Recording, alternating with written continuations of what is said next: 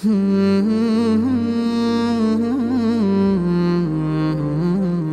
لله رب العالمين، الصلاة والسلام على نبينا محمد وعلى آله وصحبه أجمعين ومن تبعهم بإحسان إلى يوم الدين. رب اشرح لي صدري ويسر لي أمري واحلل عقدة من لساني يفقه قولي. فأعوذ بالله السميع العليم من الشيطان الرجيم من حمزه ونفخه ونفسه. بسم الله الرحمن الرحيم. السلام علیکم ورحمۃ اللہ وبرکاتہ. واتل علیہم نبأ ابن آدم بالحق اذ قرب قربانا فتقبل من احدهما ولم يتقبل من الآخر قال لأقتلنك قال انما يتقبل اللہ من المتقین.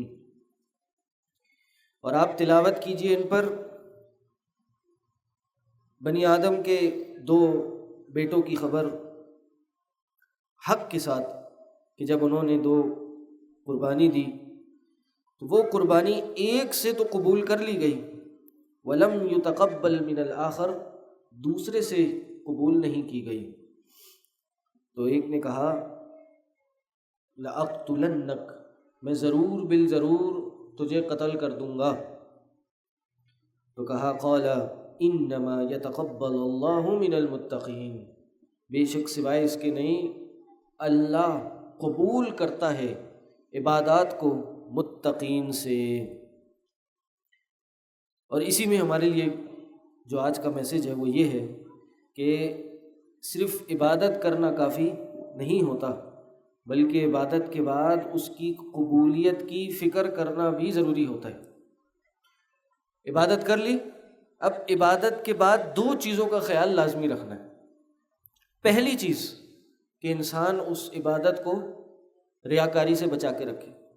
اور یہ ریاکاری کا بڑا عجیب معاملہ ہے کہ یہ عبادت کرنے سے پہلے، عبادت کرنے کے دوران اور عبادت کرنے کے بعد آخری سانس تک انسان کو اس ریاکاری سے اپنے عمل کی حفاظت کرنی ہوتی ہے.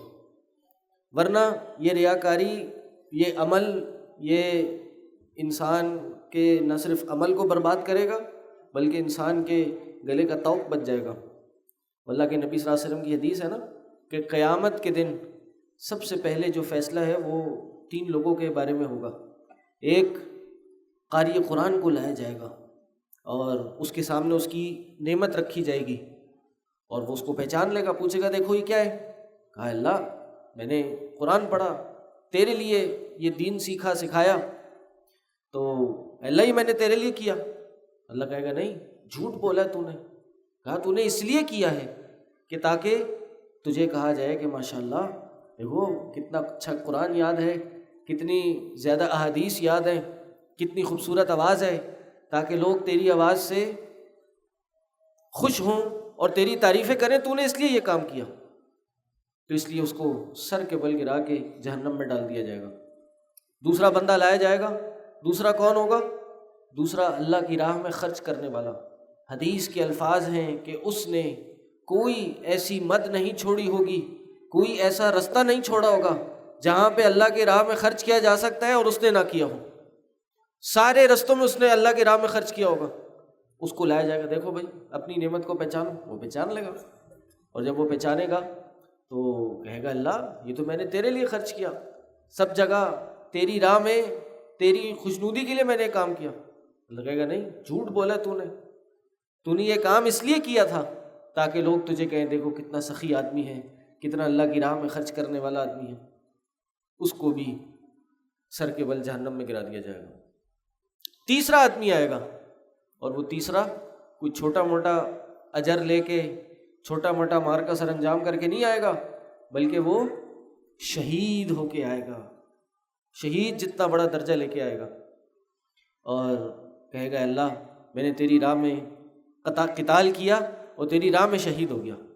کہا کہ کذبت، تو نے جھوٹ بولا ہے. نہیں، تو نے اس لیے جنگ لڑی اور اس لیے قتل ہو کے آیا تاکہ لوگ تجھے کہیں واہ دیکھو بھائی کتنا بہادر آدمی ہے، اس کو بھی جہنم کے بل سر کے بل جہنم میں گرا دیا جائے گا۔ اللہ کے نبی صلی اللہ علیہ وسلم نے فرمایا اخوف ما اخاف علیکم الشرک الاصغر، سب سے زیادہ جس چیز کا میں تم پہ خوف کھاتا ہوں ان چیزوں میں سے جن کا میں تم پہ خوف کھاتا ہوں، کہا اس میں کیا ہے؟ الشرک الاصغر، وہ چھوٹا شرک ہے۔ پوچھا گیا کہ اللہ کے رسول صلی اللہ علیہ وسلم یہ چھوٹا شرک کیا ہے؟ ہم تو شرک کو جانتے ہیں، شرک سے نکل کے تو ہم اس اسلام پہ آئے ہیں، شرک کلمہ پڑھا، اسلام قبول کیا، اسی لیے کیا تاکہ شرک کو چھوڑ دیں، اب یہ شرک اصغر کیا چیز ہے؟ ان کے ذہن میں سوال آیا تو نبی کریم صلی اللہ علیہ وسلم نے کیا فرمایا؟ الریا، یہ ریاکاری ہے۔ اور ریاکاری کیا ہوتی ہے؟ ریاکاری یہ نہیں ہوتی کہ انسان شروع سے، چلے یہ بھی ایک قسم ہے لیکن یہ نہ ہونے کے برابر یہ کام ہوتا ہے کہ انسان شروع سے جو نیت ہے عمل کی وہ دوسرے کو دکھانے کے لیے کرے، ایسا نہیں ہوتا۔ انسان کے دل میں تھوڑا سا بھی اگر ایمان ہو وہ یہ کام نہیں کرتا، بہت کم ایسا ہوتا ہے۔ لیکن ریاکاری اصل کیا ہوتی ہے کہ ایک انسان عمل کرے اللہ کے لیے اور دوسروں کو یہ دکھائے کہ دیکھو میں نے یہ عمل اللہ کے لیے کیا ہے۔ تو اس لیے عمل کرنے سے پہلے انسان کو یہ نیت کر لینی چاہیے کہ میں خالص اللہ کے لیے کر رہا ہوں۔ کبھی کبھار نیت میں تبدیلی آ جاتی ہے، انسان کو مختلف جو توہمات ہیں اور سوچیں آ جاتی ہیں تو فوراً اس کو حل کرے۔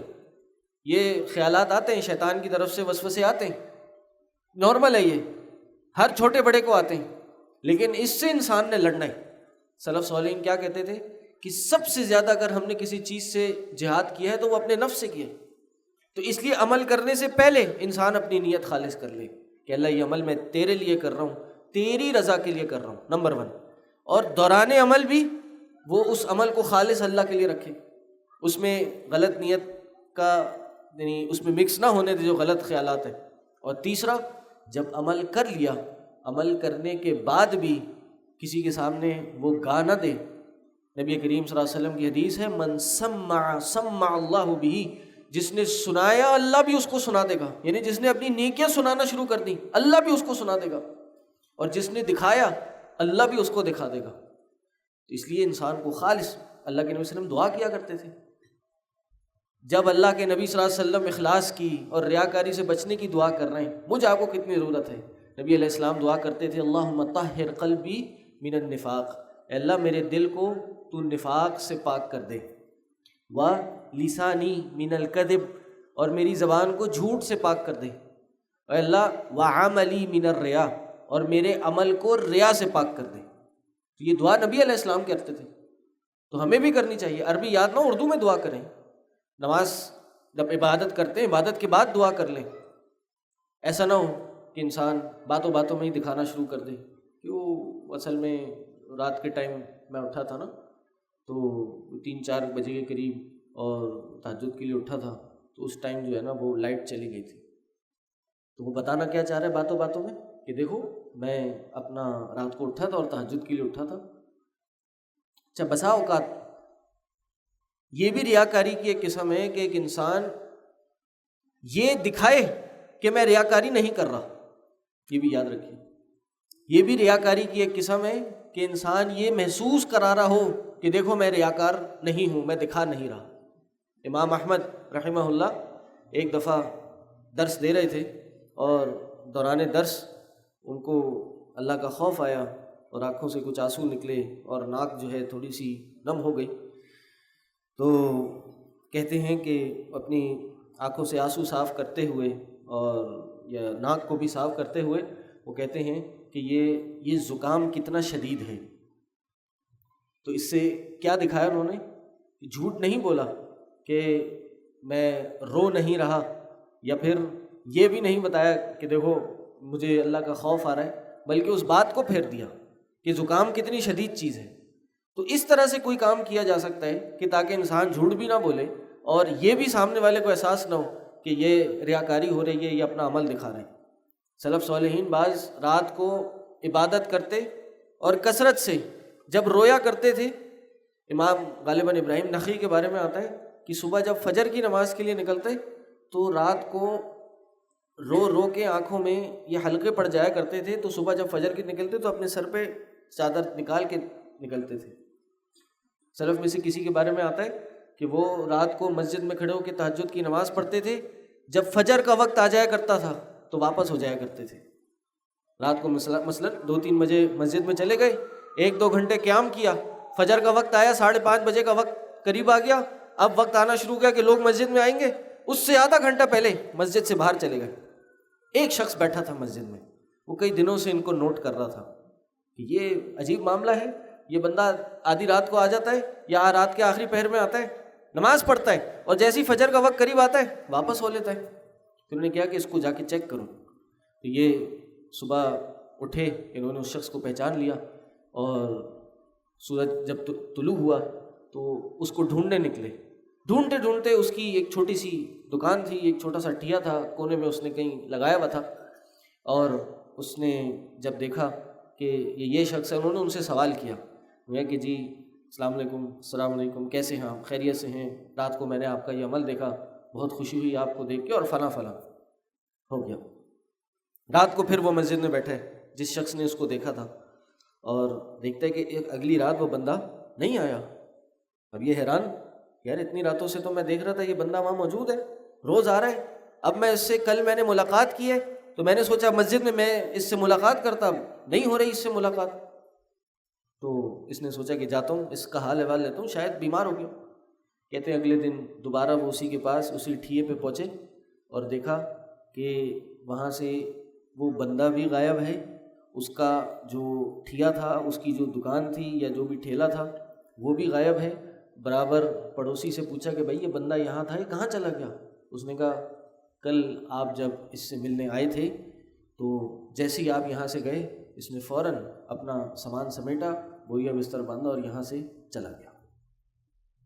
یہ ہمارے سلف صالحین تھے کہ اگر غلطی سے کوئی نیکی کسی کو پتہ بھی چل گئی تو فوراً اس پہ پردہ ڈالا، شہر چھوڑ دیا، علاقہ ہی چھوڑ دیا کہ دوبارہ یہ عمل کسی کو پتہ ہی نہ چل سکے۔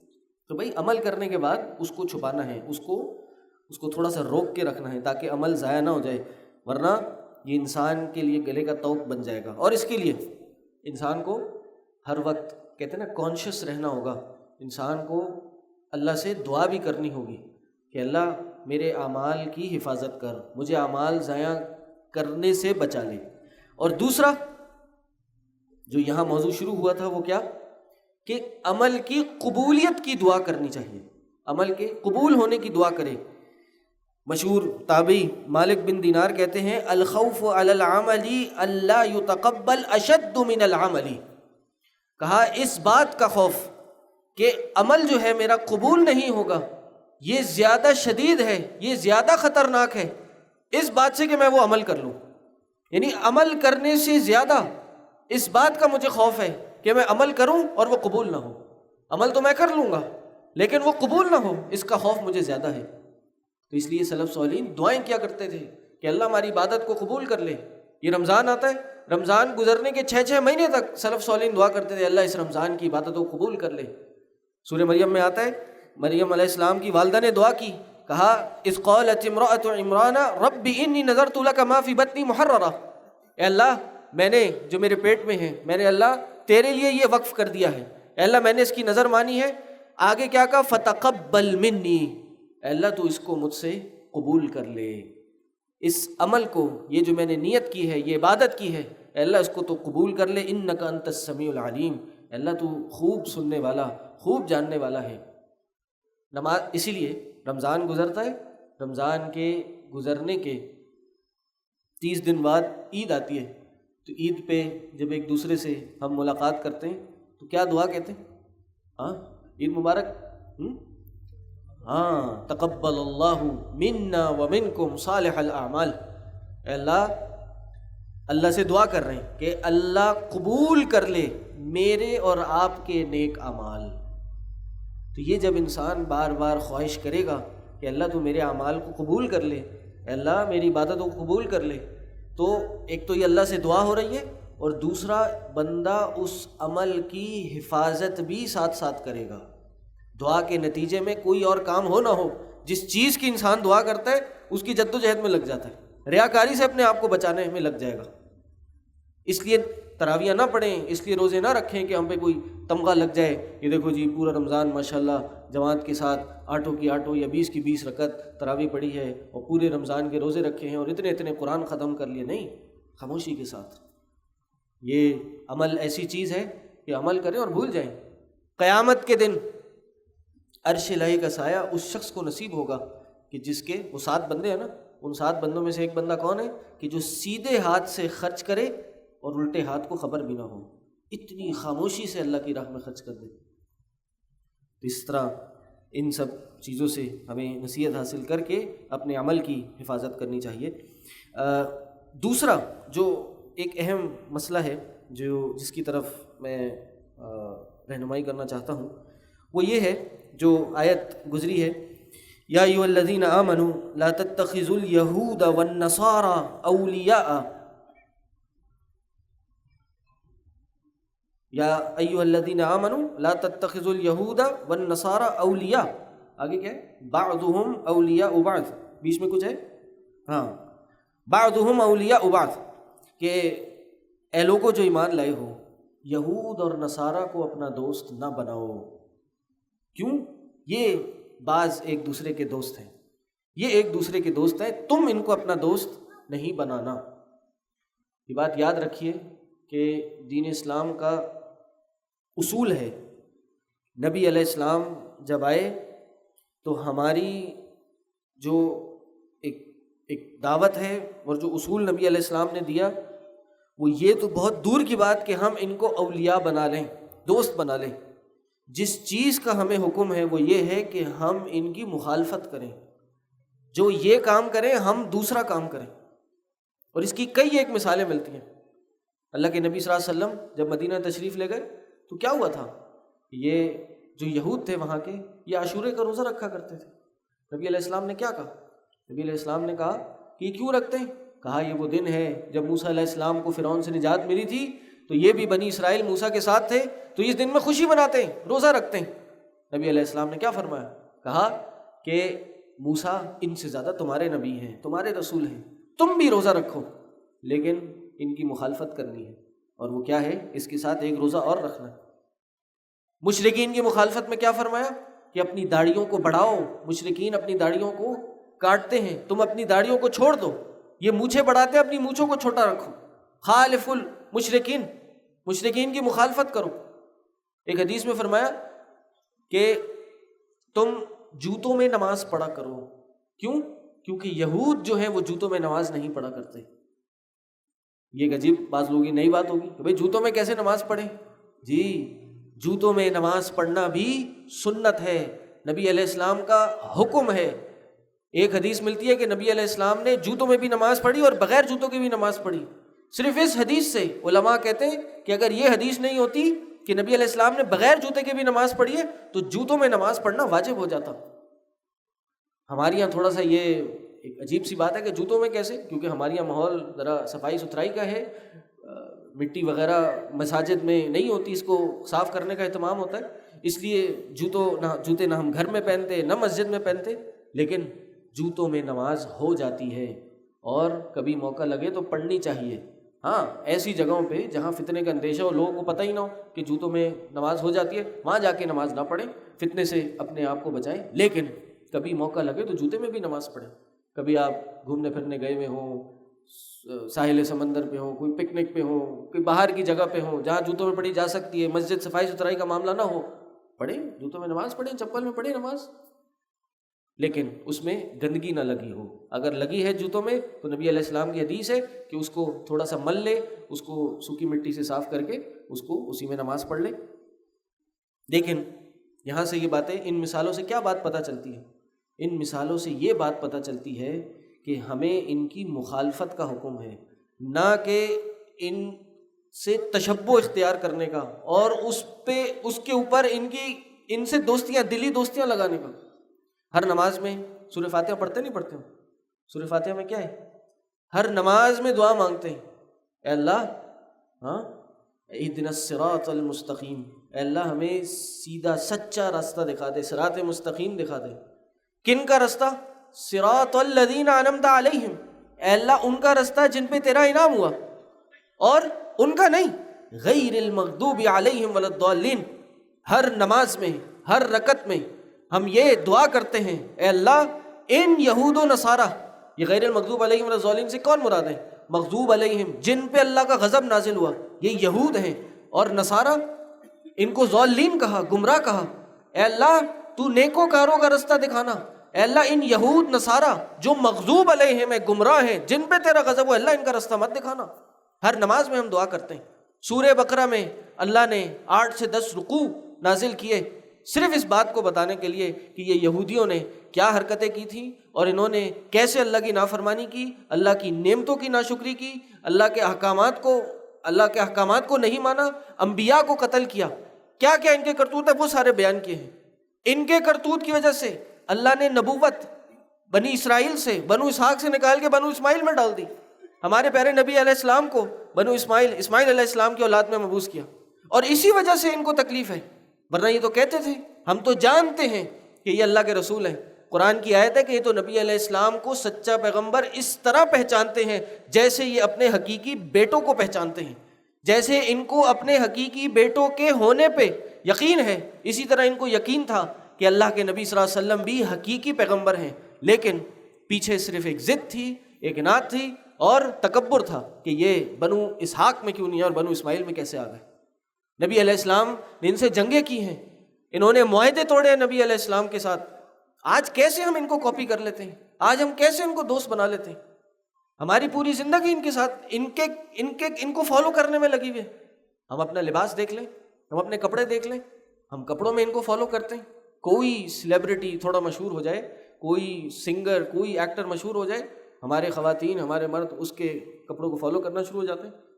کوئی فٹ بال پلیئر کسی طرح اپنا ہیئر کٹ کرا لے، سارے اس کو فالو کرنا شروع ہو جاتے ہیں۔ ہماری شادیاں دیکھ لیں، شادیاں ہماری اب صرف نکاح رہ گیا ہمارا اپنا، باقی ساری چیزیں غیر مسلمین کے طریقے پہ چل رہی ہیں۔ اور نکاح بھی بھائی اللہ معاف کرے، نکاح بھی جو اس کی اصل حیت ہے، جو اس میں روحانیت تھی، وہ بھی ختم ہو گئی۔ صرف بیسٹ کو دیکھ کے ویڈیوز آتی ہیں کہ جی شادی ہال میں بیٹھے ہیں، مکس گیدرنگ ہے، ادھر دلہن بیٹھی ہے، ادھر دولہا بیٹھا ہے، اور ادھر مولوی صاحب آئے ہوئے ہیں اور نکاح پڑھ رہے ہیں اور نکاح پڑھا رہے ہیں۔ یہ کون سا اسلام ہے کہ سامنے دلہن کو بٹھا کے اور تمام مرد و خواتین ایک جگہ موجود اور وہاں نکاح کی تقریب ہو رہی ہو؟ صرف قبول ہے کروانا اور کہ جی میں آپ کو نکاح دیتا ہوں، صرف یہی اسلام رہ گیا ہمارے یہاں؟ اور ایک رات پہلے پورا پنڈال سجتا ہے، ڈانس پارٹی ہوتی ہے، مہندی ہوتا ہے، مائیوں ہوتا ہے، مائیوں 1 ہوتا ہے، مائیوں 2 ہوتا ہے، لڑکے لڑکیاں آپس میں ناچ رہے ہوتے ہیں، ہنسی مذاق ٹھٹا چل رہا ہوتا ہے۔ یہ کون سا اسلام ہے؟ اس سے شادی سے 2 سال پہلے ہماری یہاں منگنیاں ہوتی ہیں، بھائی آپ کے یہاں رشتہ ہو گیا، بات پکی ہو گئی، ویری گڈ، کھانا کھلائیں، خوش ہوں، مٹھائی بانٹیں، ختم ہو گئی بات۔ یہ عیسائیوں کا طریقہ انگوٹھی پہنانا اور ساتھ میں ایک دوسرے کے ساتھ بیٹھنا، تصویریں کھنچوانا، یہ کون سا طریقہ ہے؟ کیا ضرورت ہے اس کی؟ عیسائیوں کا عقیدہ آپ کو پتہ ہے انگوٹھی پہنانے پہ کیا ہے؟ وہ کہتے ہیں جب یہ لڑکا لڑکی کو انگوٹھی پہنا دیتا ہے تو یہ ایسے ہو جاتا ہے کہ ان کی روح آپس میں جڑ گئی ہے، اس لیے جب کبھی ان کی منگنی ٹوٹتی ہے تو سب سے پہلے انگوٹھی اٹھا کے پھینکتے ہیں۔ ہمارے مسلمان بھی اسی پہ چل پڑے، پھر ہم کہتے ہیں فلسطین پہ کیوں ظلم ہو رہا ہے، مسلمانوں کی کیوں یہ حالت ہے، پھر کیوں امت غالب نہیں ہے، امت کیوں مغلوب ہے؟ سارے کرتوت آپ کالج یونیورسٹیاں اٹھا کے دیکھ لیں، کوئی اسکول کالج ایسا نہیں ہے جہاں پہ ہیلووین پارٹیز نہ ہو۔ بیٹی کو اسکول میں ایڈمیشن دلانے گئے، 8-10 اسکول دیکھے، مجبوراً یہ سوال کرنا پڑا کہ آپ کے یہاں ہیلووین پارٹیز تو نہیں ہوتی؟ کہا جی ہوتی ہے، کرسمس جو وہ بھی ہوتی ہے۔ مسلمان ہیں، کراچی ہے، پاکستان ہے، اسلامی جمہوریہ پاکستان ہے، ادھر کے اسکول ہیں، بچے بچپن سے یہ چیزیں دیکھ رہے ہیں، یہ بڑے ہو کے کیا مسلمانوں کے علم بردار بنیں گے؟ یہ بیت المقدس جا کے فتح کریں گے؟ یہ جہاد کریں گے جو اپنی شناخت بھول چکے ہیں؟ اور ہم بڑوں نے ان کو اسی پہ لگایا ہے اور ہمارے بڑوں نے ہمیں اسی پہ لگایا ہے۔ یہ طریقہ اگر چلتا رہا ہم کبھی بھی غلبہ نہیں پا سکتے۔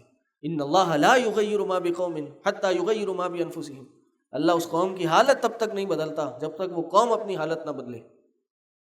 ہمارے یہاں ایونٹس ہو رہے ہیں، ہمارے یہاں تقریبات ان کے حساب سے ہو رہی ہیں، کرسمس کیک کاٹا جا رہا ہے، بڑے بڑے مولوی اب کرسمس کیک کاٹ رہے ہیں، ہمارے سیاستدان جا رہے ہیں، ان کے مزاروں پہ جا رہے ہیں، ان کے درگاہوں پہ جا رہے ہیں، مندروں میں جا رہے ہیں، وہاں جا جا کے کام یہ ان کی تقریبات منا رہے ہیں۔ حضرت عمر کا قول ہے کہ اجتنبوا اعداء اللہ فی اعیادہم، اللہ کے دشمنوں سے بچ جاؤ ان کی عیدوں کے دوران، جو ان کے تہوار ہوتے ہیں اس میں جانے سے بچ جاؤ۔ کیوں؟ فإن السخطۃ تنزل علیہم، اللہ کا غضب اس دن ان کی عیدوں کے دوران ان پہ نازل ہوتا ہے۔ ہم ان کی عیدیں منا رہے ہیں، ان کے تہوار منا رہے ہیں، اس لیے ان باتوں سے ہمیں نصیحت حاصل کرنی چاہیے۔ اس موضوع کے حوالے سے اور بھی بہت باتیں ہیں، انشاءاللہ پھر کسی موقع پہ بیان کریں گے۔ اللہ سے دعا ہے جو کہا جو سنا اس پہ ہم سب کو عمل کرنے کی توفیق عطا کرے۔ وآخر دعوانا ان الحمدللہ رب العالمین۔ سبحانک اللہم و بحمدک، اشہد ان لا الہ الا انت، استغفرک و اتوب الیک۔ السلام علیکم ورحمۃ اللہ وبرکاتہ۔ كتاب الرسل والهدي الدليل